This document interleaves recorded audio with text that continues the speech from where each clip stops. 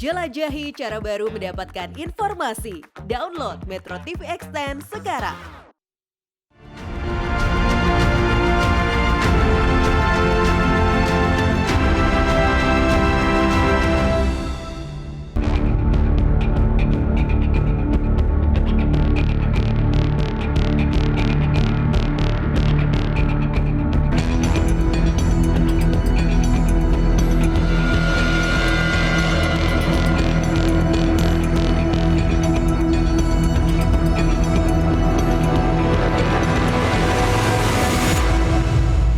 Selamat malam pemirsa, mari kita menjauh sejenak dari hiruk-pikuk politik, menjauh dari bermacam polemik. Dengan Pancasila dan Konstitusi sebagai referensi, kita berdiskusi untuk perbaikan negeri. Membahas beragam isu kebangsaan, bukan kepentingan pribadi, kelompok, atau golongan. Visi Negarawan, program talk show yang mewadahi gagasan luar biasa, duduk bersama untuk memecahkan berbagai persoalan bangsa. Bersama saya, Zakia Arfan, dan sudah ada narasumber-narasumber luar biasa pada malam hari ini. Saya akan perkenalkan satu persatu. Sudah ada Profesor Asep Saifuddin Jahar, PhD, Rektor UIN Syarif Hidayatullah. Selamat malam, Pak Asep. Malam, Kemudian ada Teguh Dartanto, PhD, Dekan FEB UI. Selamat malam, Pak Teguh. Malam. Dan juga sudah ada Sukidi, PhD, intelektual sekaligus pemikir kebinekaan. Selamat malam, Pak Sukidi. Dan pemirsa, apa tema bahasan kita pada pekan ini? Berikut kami hadirkan rangkumannya selengkapnya. Kalau kita mencari demokrasi, hendaknya bukan demokrasi barat, tetapi permusyawaratan yang memberi hidup, yakni politik ekonomi demokrasi yang mampu mendatangkan kesejahteraan sosial. Yaitu bukan saja persamaan politik, saudara-saudara, tetapi pun di atas lapangan ekonomi kita harus mengadakan persamaan. Artinya kesejahteraan bersama yang sebaik-baiknya. Isu kesejahteraan berulang kali disebut Bung Karno saat mengungkapkan gagasan mengenai dasar negara pada 1 Juni 1945.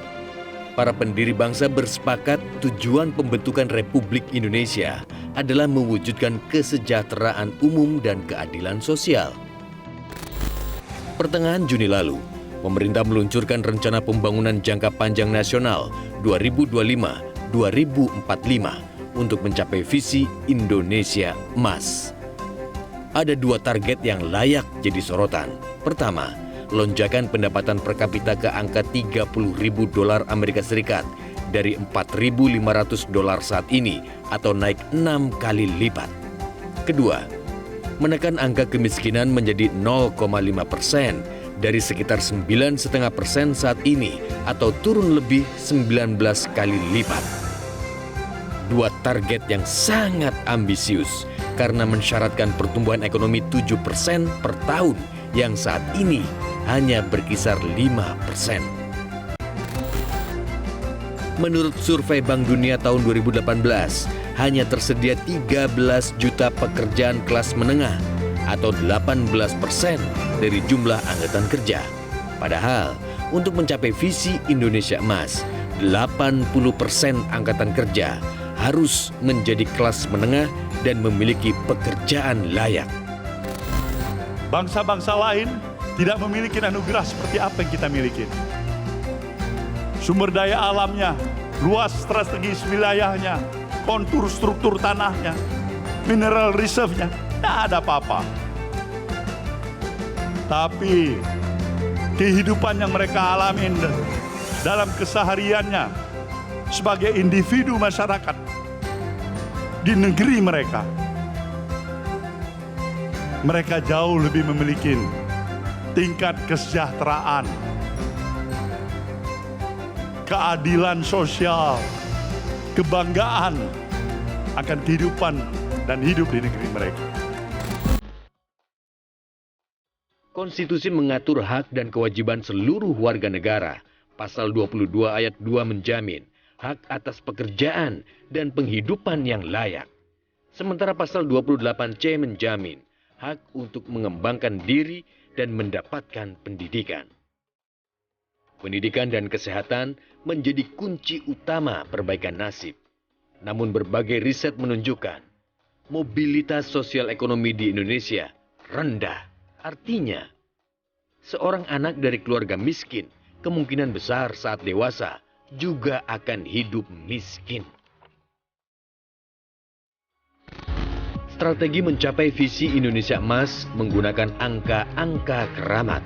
5 sasaran pembangunan, 17 arah pembangunan, 8 agenda transformasi, dan 45 indikator utama.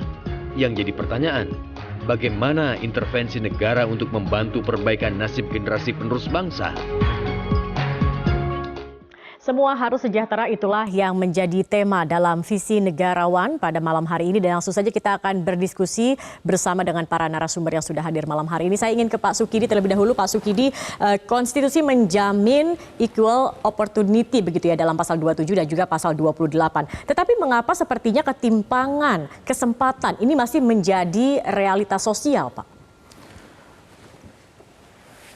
Saya kira kita perlu mengenang kembali pikiran-pikiran brilian yang telah diletakkan oleh para pendiri bangsa. Tujuan Indonesia Merdeka adalah terkait dengan memajukan kesejahteraan umum. Kesejahteraan umum dalam konteks pembukaan UUD 45 dan juga termaktub dalam konstitusi itu lebih terkait bahwa sejahtera itu tidak dimonopoli oleh segelintir orang, tapi menjadi milik bersama seluruh rakyat Indonesia. Nah, ini yang sebenarnya terjadi satu perjalanan sejarah Republik yang kita berada di simpang jalan. Karena amanah pendiri Republik, Bung Karno, Bung Hatta, dan kawan-kawan, itu menghendaki satu kesejahteraan bersama, kesejahteraan dengan penghidupan yang layak, dengan akses pendidikan yang baik, dan kesehatan yang bagus, tetapi justru setelah 78 tahun kita merdeka, kita berada di satu persimpangan jalan, ditandai dengan ketimpangan yang naik. Ketimpangan yang naik itu menunjukkan bahwa kesejahteraan itu tidak merata. Ketimpangan mengandaikan bahwa masyarakat itu terbelah antara mereka yang kaya raya, dengan mereka yang rentan miskin, itu mayoritas, dan mereka yang miskin 25 juta lebih. Itu pertama. Yang kedua, implikasi dari ketimpangan ini adalah sesuai laporan Oxfam, ketimpangan itu adalah pembunuh. Inequality is killer because it kill humanity. Ketimpangan itu adalah pembunuh karena ini membunuh kemanusiaan. Impian kemanusiaan yang adil dan beradab itu menjadi compang-camping, terutama karena kita bergerak bukan ke arah equal wealth, kesejahteraan bersama, tapi justru unequal. Unequal in term of income dari segi pendapatan dan juga in term of kekayaan, wealth itu sendiri. Karena itu kunci utama untuk mengikis ketimpangan ini adalah pertama dengan pendidikan. Karena ada korelasi positif antara pendidikan dengan kemakmuran satu bangsa. Education and the wealth of nation. Nah, kecerdasan bangsa ini itu tertinggal jauh dengan dunia. Menurut satu penelitian, kita ini berada di 130 dunia dan terendah di Asia Tenggara. Ini artinya apa? Artinya miris ya? Miris sekali. Itu artinya bahwa pendidikan kita sangat buruk, tertinggal jauh, dan kecerdasan itulah yang akhirnya tidak menopang kesejahteraan warga Indonesia. Jadi IQ yang rendah itu punya korelasi positif dengan kemiskinan satu bangsa. Dalam konteks ini kita tidak makmur karena IQ-nya rendah. Jadi pemerataan dalam segala aspek, utamanya dalam pendidikan, ini menjadi salah satu seharusnya yang bisa menyelesaikan dalam kesenjangan itu sendiri. Terkait dengan apa yang dikatakan oleh Pak Sukidi Pak Teguh begitu ya, ada juga sejumlah riset yang menyebutkan mobilitas sosial ekonomi di Indonesia ini masih sulit. Kira-kira apa penyebabnya? Apakah kurang meratanya tadi atau seperti apa? Terima kasih atas pertanyaannya. Kalau memang saya banyak meneliti mengenai isu mobilitas sosial, memang bisa disampaikan bahwa 34% anak dari keluarga paling miskin selama 20 tahun itu dia nggak akan berubah. Artinya kalau ada 34% anak dari keluarga miskin di tahun 93 sampai tahun 2014 itu hampir 21 tahun dia tetap miskin. Walaupun memang sisanya itu bisa mobile ya. Meskipun sudah mengenyam pendidikan begitu. Tetapi sebenarnya saya lihat dari data-data yang menunjukkan kita benar-benar data orang yang sama 20 tahun kita ikutin semuanya itu memang menunjukkan bahwa salah satu driver orang bisa naik kelas itu hanya 3 sebenarnya. Yang satu adalah pendidikan. 1 tahun peningkatan pendidikan itu bisa meningkatkan nih kesempatan nih saya ada ini kesempatan agar dia menjadi kelas menengah itu 5,64%. Itu kalau 1 tahun peningkatan pendidikan. Ada investasi kesehatan itu sudah cukup bagus. Artinya orang yang investasi kesehatannya tinggi, orang itu sehingga nanti 20 tahun lagi dia bisa naik kelas. Dan yang ketiga adalah kesempatan untuk memperoleh pekerjaan yang decent lah, artinya pekerjaan formal. Kalau orang bisa memiliki pekerjaan formal, maka orang bisa naik kelas. Kenapa ini terjadi ya? Mobilitas ini relatif kalau kita ngomong kita itu cukup mobile sebenarnya. Karena kalau meningkat kan sebenarnya 66% kan orang bisa keluar dari kemiskinan, tapi kan masih ada 34% yang kalau dia terlahir dari keluarga miskin 20 tahun lagi dia tetap miskin. Nah ini yang sebenarnya menjadi pertanyaan kita. Sehingga memang salah satu yang mungkin saya sangat setuju adalah bahwa kita itu selalu meributkan mengenai ketimpangan di akhir ya, ketimpangan kekayaan, ketimpangan pendapatan macam-macam. Sehingga kita harus sebenarnya balik lagi sebenarnya yang perlu kita pikirkan saat ini adalah bagaimana mengurangi ketimpangan kesempatan itu sendiri. Sumber dari tadi orang bisa kaya, orang bisa dapat pekerjaan, pendapatan itu karena memang pendidikan, dia sehat. Pendidikan berkualitas, sehingga itu yang harus kita address dari awal bahwa kesempatan yang setara pada seluruh anak bangsa ini menjadi poin penting. Tetapi yang menarik adalah sekarang ini orang tuh fokus mengenai akses ke pendidikan. Padahal sekarang ini pada era sekarang ini bukan lagi hanya pendidikan yang naik years of schooling itu tadi angka harapan sekolah tadi naik 1 tahun itu. Tapi sekarang ini yang menentukan adalah quality of education. Pendidikan yang berkualitas. Karena kita harus membedakan mana itu schooling atau learning. Karena belum tentu yang sekolah ini belajar. Karena inilah yang sebenarnya kondisi saat ini yang perlu didorong adalah belajar itu sendiri. Karena sekolah belum tentu belajar. Kalau kita lihat juga saat ini meskipun pendidikan sudah semakin naik begitu, tetapi kualitasnya belum merata. Tidak usah jauh-jauh yang di pelosok, yang di kota besar saja bisa berbeda begitu, berbeda wilayah, kemudian berbeda kualitas pendidikan. Jadi menurut Anda ini yang sebenarnya harus dinaikkan. Nah di tengah ketimpangan kesempatan yang tadi dikatakan begitu Pak Asep, kemudian bagaimana untuk bisa mewujudkan keadilan sosial di saat ada terjadi ketimpangan kesempatan. Terima kasih. Yang tadi kita sudah bicarakan terkait dengan konstitusi sudah memberikan fondasi yang sangat baik. Tentu yang mendasar di sini adalah political will.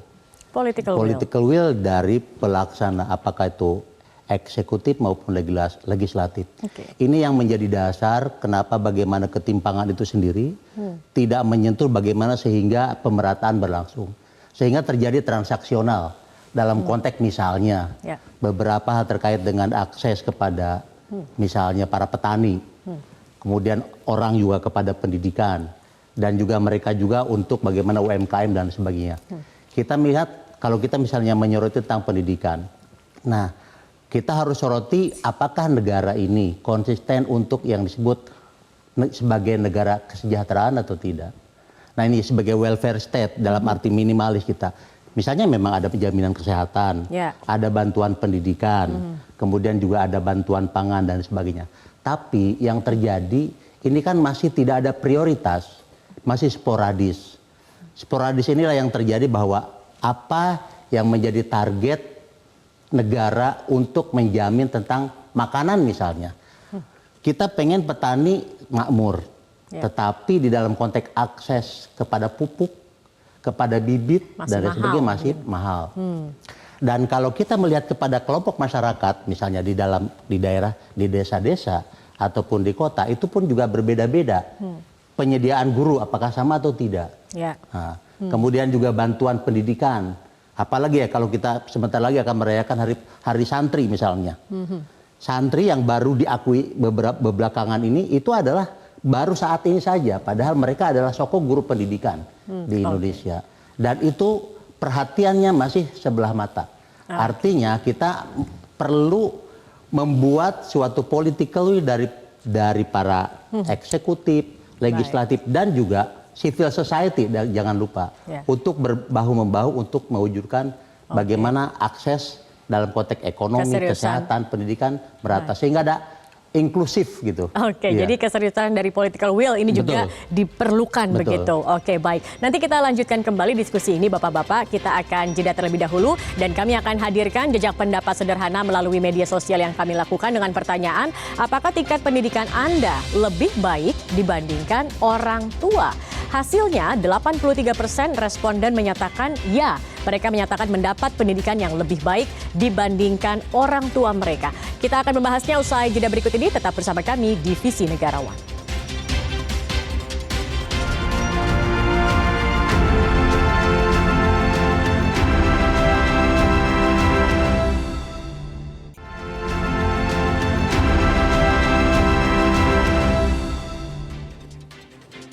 Kita akan melanjutkan diskusi ini. Saya ingin ke Pak Teguh. Tadi kita sudah lihat survei begitu Pak. Banyak yang mengatakan mayoritas mereka mendapatkan pendidikan yang lebih baik daripada orang tua. Tetapi kemudian mengapa kok sepertinya masyarakat kelas bawah dan menengah ini cenderung terjebak dalam kelas sosial yang sama? Apakah hanya faktor dalam pendidikan yang tidak merata ini atau ada riset lain yang menunjukkan apa lagi kemudian yang menyebabkan ini terjadi? Iya, hasil ini sejalan dengan penelitian kami dengan data yang sama ya. Ini kan cuma satu titik ya. Kita menggunakan data 20 tahun orang yang sama. Kita lihat memang dalam kurun waktu 20 tahun terakhir Indonesia ini memang mengalami peningkatan dari sisi pendidikan ya. Dari anak dibanding orang tua itu anak pasti lebih tinggi. Tetapi pertanyaannya adalah satu tadi. Apakah memang kalau dari sisi angka tahun mungkin lebih tinggi anak dibanding orang tua, tapi kualitasnya seperti apa ini yang menjadi tanda tanya. Karena ketimbangan dari kualitas itu semakin tinggi. Itu faktor itu yang pertama, sehingga kalau misalnya kualitas pendidikannya walaupun lebih tinggi belum tentu sesuai dengan lapangan pekerjaan yang ada. Lapangan pekerjaannya membutuhkan mungkin skill yang lebih tinggi. Itu yang pertama. Yang kedua adalah kenapa terjadi stagnansi adalah isu mengenai lapangan pekerjaan. Nggak banyak lapangan pekerjaan yang tersedia di sektor formal. Karena hampir 60% lapangan pekerjaan kita di sektor informal yang tanpa perlindungan sosial lah. Kalau di formal kan ada pensiun, ada jaminan kehilangan pekerjaan, ada kecelakaan kerja, kematian. Tetapi kalau di informal ini nggak ada jaminan itu, sehingga sebenarnya negara belum hadir dan adil untuk melindungi sebagian besar tenaga kerja kita. Sehingga pertanyaannya adalah sektor informal ini sangat rentan karena gajinya kan bisa jadi bukan nggak dapat gaji, tapi pendapatannya harian, mingguan. Sekali dia kena sakit, pasti langsung drop pendapatannya. Sehingga mungkin yang perlu dilakukan oleh negara adalah agar tadi pendidikan atau apapun itu bisa diterjemahkan menjadi kesejahteraan, yaitu artinya memang kita harus menyediakan lapangan pekerjaan atau bagaimana memperbaiki kualitas pekerjaan kita. Baik. Lebih ke arah sektor formal. Baik. Kita akan melihat lagi Pak Teguh, Pak Asep dan juga Pak Sukidi, ada polling juga yang kami lakukan terkait dengan apakah masyarakat ekonomi lemah mudah mendapat pendidikan berkualitas. Ini yang tadi ya. 86% responden menilai tidak. Kelompok ekonomi lemah ini sulit mendapat akses pendidikan berkualitas. Apa yang salah? Mengapa kemudian Pak Asep ini sulit adanya bisa mendapatkan keadilan yang bisa merata begitu? Apa sebenarnya penyebabnya, Pak? Tadi sudah disampaikan oleh Mas Teguh ya, beberapa bahwa jaminan sosial, kemudian bagaimana prioritas negara sendiri di dalam konteks untuk membantu atau mengantisipasi supaya orang tidak terjebak miskin. Kalau yang terjadi, yang terlihat sekarang, sebagaimana social security-nya itu seolah-olah membantu orang yang miskin. Untuk membangkitkan orang yang miskin untuk bangkit, itu lebih sulit daripada kita menyiapkan orang supaya tidak terjebak kepada miskin. Itu yang satu, terkait dengan social security-nya. Karena itu, akhirnya ketika, saya punya pengalaman, ketika seorang itu sebenarnya sudah bagus ekonominya, tapi di ujung anaknya mau mengakhiri, karena dia terjebak oleh jobless misalnya, akhirnya anaknya tidak bisa untuk melakukan ujian ataupun menyelesaikan. Si orang tua ini karena betul tadi disampaikan tidak punya social security atau jaminan sosial terkait bagaimana kalau dia sudah kehilangan pekerjaan. Itu yang menjadi bagian bagaimana kita tidak menyiapkan kepada orang tua atau kepada masyarakat supaya orang itu tidak terjebak. Meskipun saat ini sudah banyak misalkan program pendidikan yang gratis dan lain-lain. Betul, tetapi lebih kepada namanya poor law. Lebih baik memilih seolah-olah hukum itu atau aturan ini lebih membantu secara konsumtif, tidak menyiapkan orang untuk lebih produktif sehingga bisa mengantisipasi di dalam konteks pendidikan ataupun pembiayaan sekolah ataupun kehidupan itu sendiri. Itu yang bahkan kesehatan misalnya ini juga menjadi jebakan bagi mereka sehingga karena uangnya digunakan untuk kesehatan akhirnya tidak bisa membiayai pendidikan. Tidak bisa melanjutkan. Nah, walaupun ada dari negara, itu sangat minim sekali. Tapi sangat kurang begitu. Betul, ya jumlahnya. Baik, Pak Sukidi, apakah kemudian peran dari pemerintah untuk mengintervensi ini penting? Bentuk intervensi seperti apa kemudian yang tepat agar terciptanya pemerataan pendidikan ini? Penting sekali Mbak Zaki.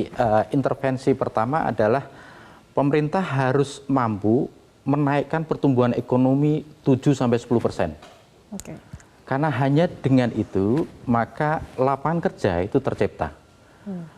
Dan kita tahu ya ada korelasi positif antara ekonomi yang maju dengan kualitas pendidikan. Karena itu kampus-kampus terbaik di dunia itu pasti berada di satu negara di mana ekonominya bagus. College terbaik di dunia itu ada di Boston.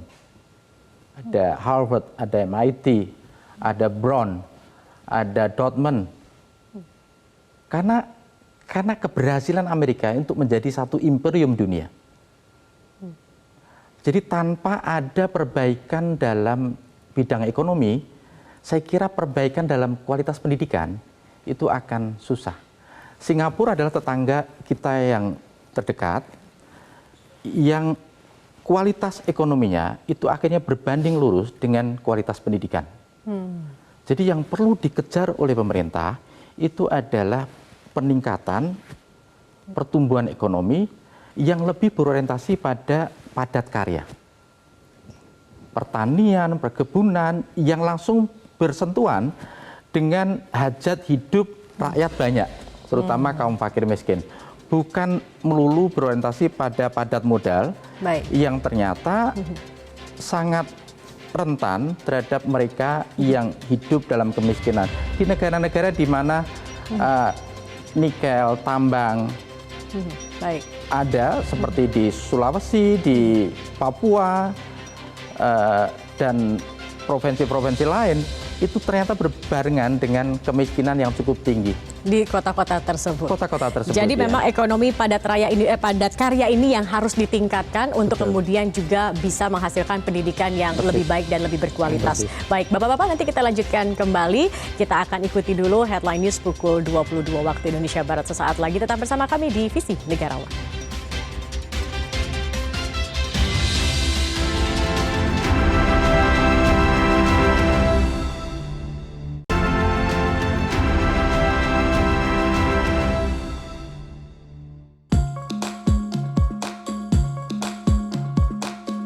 Pendidikan menjadi kunci untuk mendapat kerja layak di masa depan. Dengan kerja layak, manusia dapat memenuhi kebutuhan utamanya, yaitu sandang, pangan, dan papan. Pakar psikologi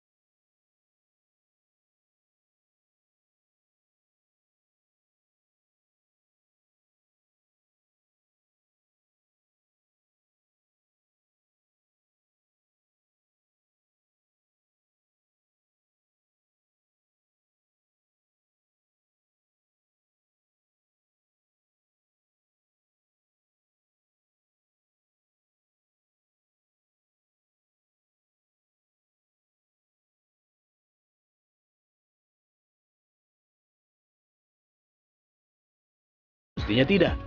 Saat menggelar KTT G20 tahun lalu, Indonesia mengusung tema Recover Together, Recover Stronger. Itu artinya semangat kesetaraan dan gotong royong telah dibawa ke pentas global. Pertanyaannya, apakah kita sendiri sudah menerapkan prinsip kesetaraan dan gotong royong? Organisasi Global Kerjasama dan Pembangunan Ekonomi, OECD, pada 2015 membuat pusat kajian mengenai kesempatan dan pemerataan untuk mengatasi ketimpangan pendapatan, ketimpangan aset, ketimpangan akses pendidikan, dan kesehatan, serta mitigasi dampaknya. Pendirian pusat kajian tersebut berdasar pengamatan bahwa kue pertumbuhan ekonomi tidak dinikmati oleh semua orang. Karena itu, kebijakan pemerintah harus didesain ulang agar tidak hanya memacu pertumbuhan, namun juga menciptakan inklusivitas ekonomi. Baik, terima kasih Anda masih bersama kami di Visi Negarawan dan kami akan melanjutkan diskusi dengan tema malam ini, semua harus sejahtera. Saya ingin ke Pak Teguh. Pak Teguh, kalau tadi kita sudah berdiskusi ada satu atau salah satu kata kunci yang selalu keluar adalah mengenai pemerataan begitu. Kalau kita melihat juga tren global saat ini lebih memprioritaskan pemerataan dibandingkan pertumbuhan. Tetapi kalau di Indonesia kita lihat sepertinya menjadi prioritas adalah pertumbuhan. Apakah memang Indonesia dengan kondisi yang saat ini lebih baik memang pertumbuhan dulu baru pemerataan begitu, atau memang lebih baik pemerataannya yang diprioritaskan seperti tren global ini? Kalau menurut saya sih artinya apa ya, memang benar ya, pertumbuhan itu penting karena kita perlu memperbesar kue agar kue itu bisa dibagi. Tetapi kan isunya yang tumbuh ini kan harus inklusif ya, artinya jangan hanya mengejar tumbuh angka ya. Saya tuh paling sebenarnya nggak begitu setuju bahwa kita tuh selalu pengen tumbuh tinggi 7%, 6%. Target-target angka. Target-target angka, tapi melupakan siapa yang harus tumbuh. Sehingga menurut saya tumbuh tinggi nggak masalah, tetapi saya lebih condong adalah pertumbuhan ekonomi yang inklusif. Inklusif ini artinya apa? Bahwa seluruh elemen masyarakat itu merasakan manfaat dari pertumbuhan itu sendiri. Karena apa artinya kita tumbuh 6%, 7%, tetapi yang memanfaatkan hanya top 20 misalnya di dalam society. Sehingga akan lebih baik kalau menurut saya, ya saya seorang ahli ekonomi pembangunan, lebih condong bagaimana tumbuh misalnya 5%, tetapi itu merata. Sehingga manfaat dari pertumbuhan itu bisa dirasakan oleh seluruh elemen masyarakat. Dan ini adalah konsep pertumbuhan ekonomi inklusif ini adalah ujung-ujungnya tumbuh tetapi juga tumbuh berkeadilan. Saya rasa ini konsep pertumbuhan ekonomi inklusif ini sangat sejalan amanat dari Tetapi bukankah saat ini memang sedang didorong ke arah ekonomi inklusif? Ini sedang digaungkan di mana-mana. Masih kurang atau melihatnya masih ya kayak tadi wacana atau masih pada angka-angka saja? Kadang kita butuh sebuah mimpi atau strategi ataupun seperti jargon ekonomi inklusif atau kebijakan itu kan sebenarnya selain strategi kan kita butuh aksi. Nah, antara strategi sama aksi nyambung tidak? Nah, ini menurut saya kita perlu komitmen konsistensi di dalam menjalankan strategi. Strategi atau tujuannya adalah ekonomi inklusif atau pertumbuhan yang merata, adil, tetapi aksinya sejalan tidak.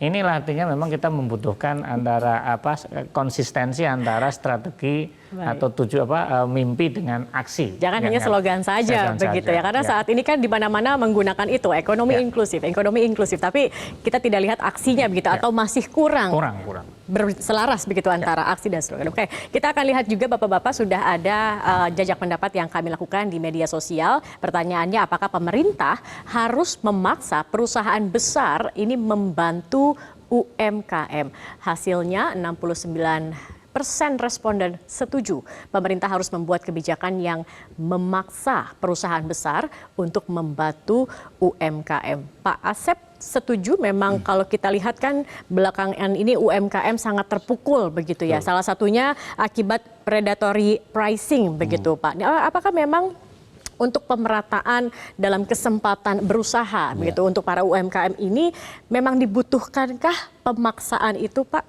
Tidak bisa hanya mengandalkan pemerintah saja kah begitu? Iya, kalau kita melihat tadi kembali kepada konstitusi sebagai jaminan kesejahteraan, pekerjaan dan sebagainya, maka negara harus hadir. Gitu. Kehadiran negara saya ingin menyoroti dari dua, terkait dengan otonomi dan juga partisipasi publik. Nah, terkait dengan otonomi misalnya, bagaimana di dalam konteks ekonomi ini ataupun sosial ini, kesehatan dan pendidikan, di tiap-tiap negara ataupun juga daerah punya kebijakan-kebijakan yang memang sudah ditetapkan ataupun juga disepakati oleh negara untuk melakukan satu rekayasa ataupun juga penguatan-penguatan. Itu yang pertama. Yang kedua terkait dengan partisipasi, kan kita banyak UMKM dan juga masyarakat sipil yang itu bergerak di dalam konteks pembangunan sosial dan pembangunan ekonomi. Jadi kalau ekonomi jangan semata-mata kita hanya melihat pada ekonomi, tetapi sosialnya diabaikan dan ya dilupakan. Dan ini tentu UMKM yang memang menjadi soko guru katakanlah di negeri ini harus ada suatu kebijakan yang disebut action tadi yang disampaikan Pak Teguh. Harus ada political will yang memang negara hadir sehingga mereka hidup dan berkembang. Kalau ini diabaikan, maka yang terjadi hanya terjadi bottleneck. Di atas memang ada, tapi kecil. Sementara di sini akan menjadi beban. Dan kalau itu dibiarkan, akan menjadi, ya tadi, hanya bubble saja kan, gelembung begitu saja. Memang disebut tadi pertumbuhan, tadi disebutkan. Tapi pertumbuhan di mana? Nah, kalau ya disebut pertumbuhan, tapi tidak ada pemerataan. Sehingga masyarakat tidak merasakan. Salah satunya itu UMKM. UMKM banyak sekali hal-hal yang memang terabaikan, yang saya katakan tadi. Untuk pupuk, pertanian, nelayan, untuk perajinan, dan lain sebagainya. Sehingga di dalam pendidikan tadi kita melihat seolah-olah semuanya harus seragam. Padahal ada satu local wisdom di setiap tiap daerah. Ini yang terlupakan ya? Ini yang terlupakan, sehingga seolah-olah harus sama. Seolah-olah masyarakat harus menjadi robot, harus menjadi mesin. Tidaklah. Ada estetika atau seni yang tidak dikembangkan di dalam pendidikan kita ini. Coba, ada nggak pendidikan-pendidikan yang memang memperhatikan terkait dengan kaligrafi atau ukir atau lain sebagainya. Tapi lebih bagaimana sesuatu seolah-olah industri digital misalnya dan lain sebagainya. Maka kembali kepada hal itu, kita harus melihat bagaimana pemerintah memberikan tentu di dalam konteks bantuan, pendampingan, kemudian loan misalnya dari bank, kemudian juga dari CSR dan lain sebagainya. Tetapi itu bukan semata-mata lebih slogan. Harus ada sesuatu yang nyata ya, yang memang menjadi target. Dan target itu ada hukumannya jika memang tidak ada pelaksanaan dari dunia usaha itu sendiri. Jika tidak tercapai begitu, betul, harusnya betul. ada kemudian juga tanda kutip sanksi begitu ya. Betul, atau ada sanksi. yang Kalau tidak ada ya semuanya akhirnya menjadi negosiasi.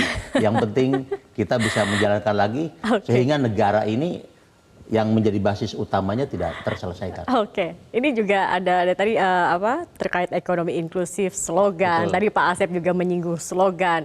Pak Sukidi, jangan-jangan Indonesia dengan konsep gotong royong dan keadilan sosial juga hanya slogan saja karena tidak bisa mengatasi ketimpangan. Padahal itu kan yang menjadi salah satu nilai atau konsep dari Indonesia, begitu kan? Ya, Republik ini seperti Republik slogan gitu. Slogannya terlampau wah gitu, tapi prakteknya jauh dari apa yang diidealkan oleh kita gitu. Karena itu pertama saya ingin mengembalikan kembali spirit Republik ini ke spirit yang diletakkan oleh para pendiri bangsa. Pada poin tentang Indonesia Merdeka adalah kecerdasan bangsa itu. Itu artinya apa? Para pendiri bangsa sadar betul bahwa kecerdasan itu adalah faktor penentu kemajuan satu bangsa. Padahal ketika kecerdasan bangsa ini dirumuskan, Indonesia sedang mengalami kemiskinan yang cukup parah.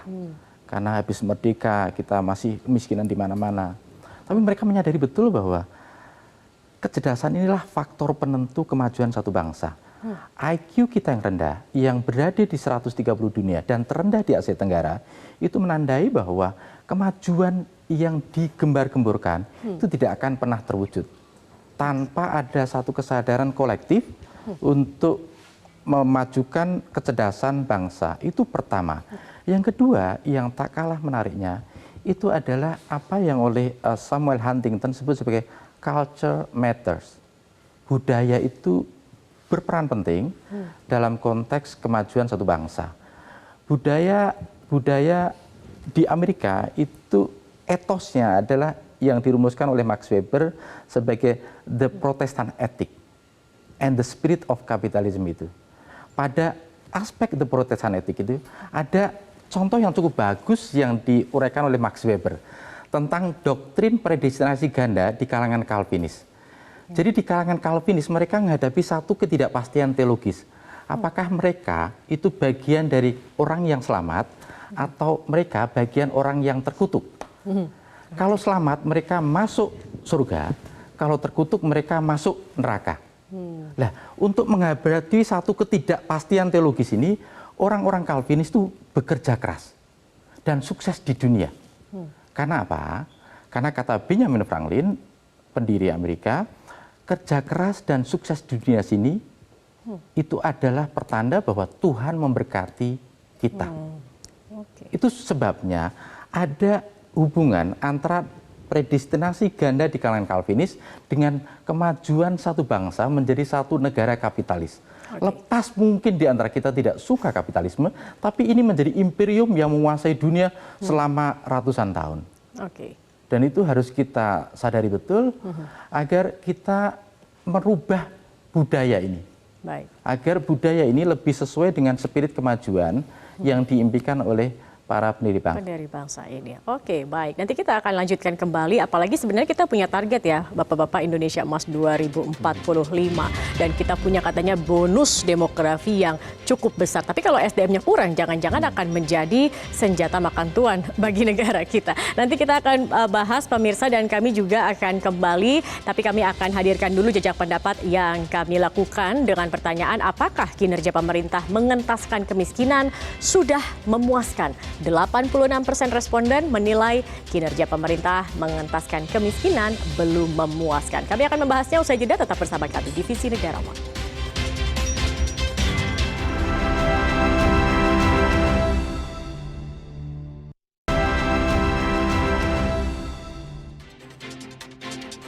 Baik, pemirsa, kita sudah berada di segmen terakhir dan kita akan lihat juga jejak pendapat sederhana melalui media sosial yang kami lakukan. Apakah hasil pembangunan sudah dinikmati secara merata oleh rakyat? Dan kita akan lihat hasilnya.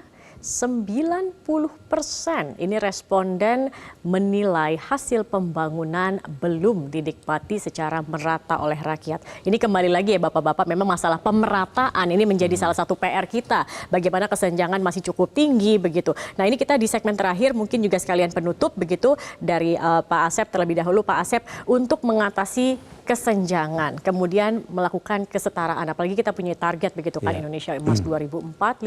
Apa sebenarnya yang mungkin harus dilakukan di prioritasnya? Tadi sudah ada beberapa jawaban begitu yang disebutkan oleh Pak Asep, meningkatkan political will begitu kan salah satunya. Apalagi Pak Asep mungkin yang bisa dilakukan untuk mempercepat? Kita kalau melihat apakah kemiskinan itu disebabkan karena kekurangan sumber daya atau karena problem struktural, apakah problem kultural. Yang terjadi ternyata kemiskinan itu bukan karena disebabkan kekurangan atau ketiadaan sumber daya alam misalnya, tetapi lebih karena akses. Jadi masyarakat tidak punya akses yang equal dan juga tidak didorong punya akses.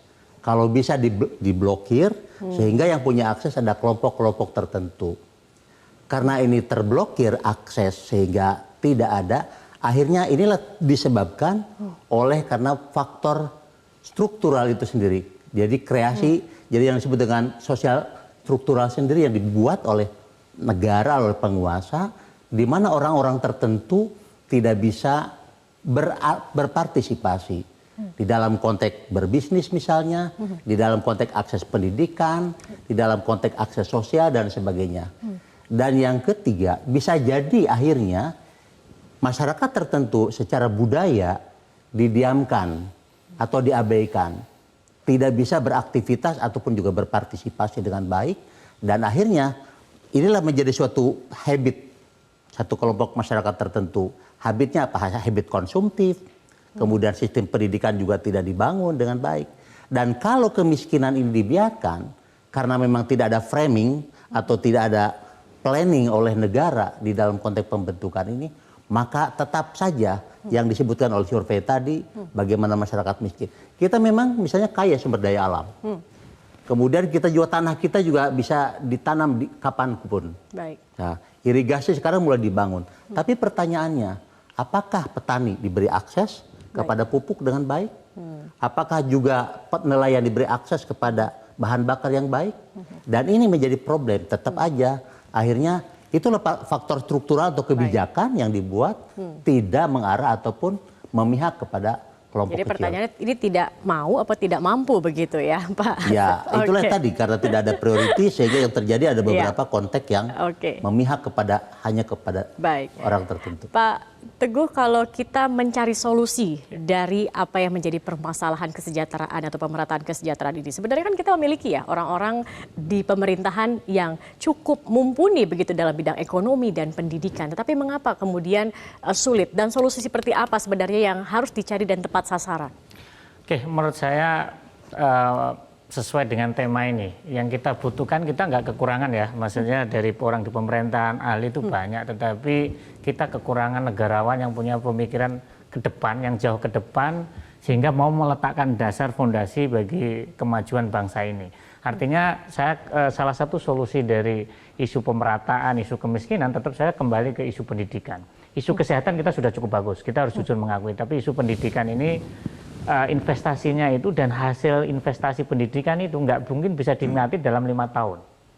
Sehingga bagaimanapun orang berpikir kalau melihat politisi dalam konteks 5 tahunan, orang akan malas untuk investasi di pendidikan yang dampaknya itu baru 10-15 tahun ke depan dirasakan. Sehingga yang dibutuhkan adalah sebuah negarawan yang punya visi panjang, jangka panjang, meletakkan fondasi. Itu yang pertama dari sisi pendidikan. Yang kedua adalah bagaimanapun juga kita harus mendorong lapangan kerja atau pekerjaan yang layak, baik yang bekerja di formal maupun informal. Ya sekarang ini yang missing adalah perlindungan kepada pekerja informal ini hampir nggak ada. Tidak ada jaminan kecelakaan kerja, kematian. Kita jangan ngomong mengenai pensiun lah. Kita perlindungan ini aja itu sebenarnya sudah cukup dan itu diharapkan. Dan saya rasa ini kalau angka-angkanya ya Mbak, ini hanya kita butuh untuk 20 juta pekerja itu nggak nyampe 5 triliun. 5 triliun bagi Indonesia itu kecil. Saya rasa dengan memberikan jaminan sosial kepada pekerja informal, karena yang formal sudah terlindungi, sehingga negara harus hadir dan adil kepada pekerja informal juga, dengan memberikan perlindungan kepada pekerja informal tadi, kecelakaan kerja, kematian, sehingga kalau ada apa-apa, mereka masih bisa hidup, melanjutkan kehidupannya. Jika ada apa-apa, misalnya meninggal atau apapun, itu ada jaminan anak-anaknya tetap bisa sekolah, sehingga tidak meninggalkan kalau bapaknya meninggal, anaknya jadi miskin. Artinya memang harus kita mau melakukan reformasi membangun fundamental yang kuat mengenai pendidikan yang berkualitas. Yang kedua adalah kita membangun sistem ketenagakerjaan, terutama melindungi pekerja informal sehingga seluruh masyarakat ini aman nyaman bekerja, nggak perlu memikirkan nanti kalau terjadi apa-apa, sehingga dia fokus kerja keras. Oke, baik. Terakhir Pak Sukidi juga ini kan kita juga bagaimana kemudian bisa memanfaatkan sumber daya manusia yang baik, tetapi kita lihat masih banyak ketimpangan, masih belum ada pemerataan. Bisa-bisa nanti bonus demografi bisa menjadi senjata makan tuan untuk Indonesia sendiri. Apa kemudian yang kita harus siapkan untuk mendapatkan sumber daya manusia yang berkualitas dalam tadi kan pendidikan yang harus merata dan berkualitas, itu kan salah satunya Pak Sukidi. Pertama Mbak Zaki, negarawan berpikir lintas generasi, lintas pemerintahan, dan berpikir dalam jangka panjang, ikhtiar untuk mewujudkan Indonesia Emas 2045. Bagaimana yang dilakukan seorang negarawan, bukan politisi, adalah pertama melakukan apa yang disebut sebagai human capital investment, investasi modal manusia, karena itu menjadi faktor penentu kemajuan satu bangsa. Dan kita menghadapi apa yang oleh Presiden Kim sebut sebagai human capital gap. Kesenjangan, ketimpangan modal manusia antara negara maju dengan negara berkembang. Dan bukan hanya itu, kita juga tertinggal jauh dengan negara-negara Asia Tenggara. Karena itu fokus utama negarawan adalah investasi pada sumber daya manusia. Tentu saja melalui pendidikan, tetapi percaya sama saya, pendidikan kita tidak akan berkualitas tanpa ekonomi yang bagus. Tidak ada kampus pendidikan yang berkualitas tanpa fondasi ekonomi yang kokoh. Sekolah-sekolah terbaik misalnya di tingkat SMA itu di daerah-daerah Skandinavia. Di Amerika tentu saja ada Milton, ada banyak private school. Di Amerika justru yang bagus itu private school, bukan negeri. Public school. Ya, karena itu pendidikan itu syaratnya adalah ekonomi yang bagus. Tanpa ekonomi yang bagus, pendidikan akan terus terseok-seok. Karena itu, sekalipun kita menganggarkan 20% dari APBN untuk perbaikan pendidikan, tapi kalau ekonomi kita, pertumbuhan yang masih 5% dan itu pun tidak merata, maka trust me, kita tidak akan bisa memperbaiki kualitas pendidikan. Kenapa? Karena negara-negara maju itu berbanding lurus dengan kualitas pendidikan yang bagus. You name it. Inggris, ada Oxford, ada Cambridge. Amerika, ada Harvard, ada Stanford, ada MIT, ada Brown, ada Pennsylvania, UPenn. Singapura, dengan ekonomi yang bagus, akhirnya mereka bisa mengejar ketertinggalan. Padahal Singapura tidak punya sumber daya alam. Karena itu mereka yang berretorika bahwa kita ini kaya raya, itu adalah retorika yang menipu. Kenapa? Karena faktor penentu kemajuan satu bangsa itu adalah human capital itu sendiri. Baik. Dan karena itu human capital ini harus menjadi perhatian negarawan, terutama pemimpin ke depan. Tanpa itu kita akan terseok-seok untuk memperoleh daya kerja yang kompetitif, terutama dengan negara Asia Tenggara dan negara maju sekalipun. Oke, baik. Terima kasih banyak Pak Sukidi. Jadi memang pendidikan berkualitas ini menjadi kunci, juga political will begitu ya. Ini juga harus diseriuskan dan diprioritaskan. Baik, terima kasih banyak Bapak-Bapak atas waktunya pada malam hari ini. Dan pemirsa, kita sudah berada di akhir dari Visi Negarawan. Jangan lupa untuk terus saksikan Visi Negarawan setiap hari Jumat pada pukul 21.30 waktu Indonesia Barat. Saya Zaki Arfan mengucapkan terima kasih atas kebersamaan Anda. Selamat malam, sampai jumpa.